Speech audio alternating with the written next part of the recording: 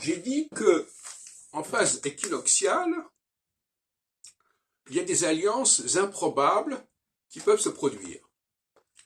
Nous avons l'exemple de 1939 avec le pacte germano-soviétique qui était totalement invraisemblable au départ, mais qui fait sens en phase équinoxiale, parce qu'en phase équinoxiale, on va vers les fondamentaux et on ne reste pas au niveau des détails.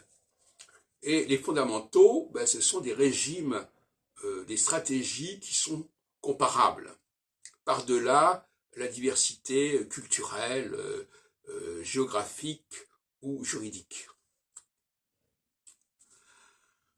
Et on s'aperçoit que 84 ans plus tard, nous sommes en 2023.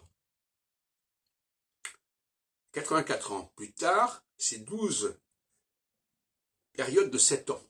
Donc on est dans la même configuration. Parce que quand il y a un multiple de 7 qui est pair, on a une configuration. Quand c'est un multiple de 7 qui est impair, on a des configurations décalées, en carré en quelque sorte. Eh bien, on peut penser, par exemple, à un rapprochement entre la Russie et la Chine, qui pourrait prendre une forme beaucoup plus déterminante dans les prochaines semaines.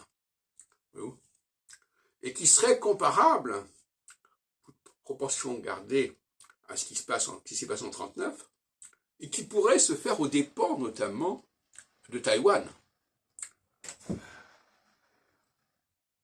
de cette part de la Chine, comme disait autrefois nationaliste, la Chine de Taipei, par exemple. Tout comme le pacte germano-soviétique s'est fait aux dépens de la Pologne.